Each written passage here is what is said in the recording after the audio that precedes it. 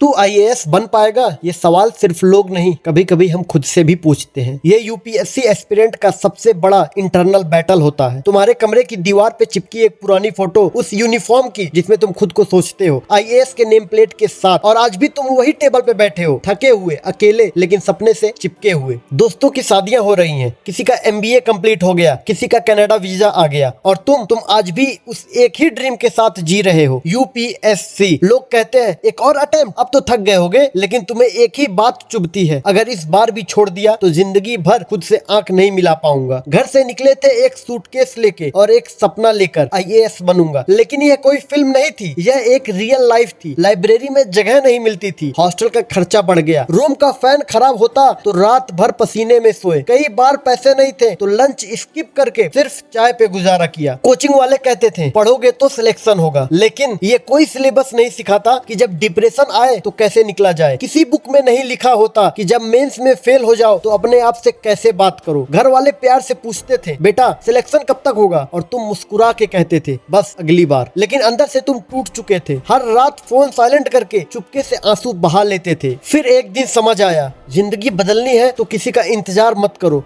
तुमने अपनी स्ट्रेटजी लिखनी शुरू की, शेड्यूल बनाया, डिस्ट्रैक्शन हटा दिए, सोशल मीडिया अनइंस्टॉल कर दिया, पुराने दोस्तों से दूर हो गए, न शादी, न टेंशन, न सैलरी का स्ट्रेस, बस एक फोकस, यूपीएससी। तुम खुद के मेंटोर बन गए, मॉक टेस्ट में फेल होते रहे, लेकिन हर बार एनालिसिस किया, इम्प्रूवमेंट पे काम किया। जब दुनिया टॉपर्स के इंटरव्यू देख रही थी, तुम समझ गए ये एग्जाम उनके लिए नहीं जो इंटेलिजेंट है, ये उनके लिए है जो कंसिस्टेंसी से लड़ते हैं। और फिर तुमने हर वीकनेस को स्ट्रेंथ बनाया। जो पहले फेल था वही अब फियरलेस हो गया, जो पहले रात भर रोता था अब सुबह 5 बजे उठकर पढ़ाई करता है। आसपास के लोग बदल गए, कुछ लोग चले गए, कुछ लोग वापस आए, लेकिन तुम वहीं रहे, फोकस्ड और डिटरमाइंड। तुम्हारे अंदर एक जुनून था सपने को पूरा करने का। दिमाग में सिर्फ एक बात थी, मैं फेल हो सकता हूँ लेकिन रुक नहीं सकता, और वही बना तुम्हारा असली स्ट्रेंथ। तुम्हारे जैसे हजारों एस्पिरेंट्स हैं जो सब कुछ छोड़ के घर से दूर एक कमरे में सपना जी रहे हैं, जिन्हें ना वीकेंड चाहिए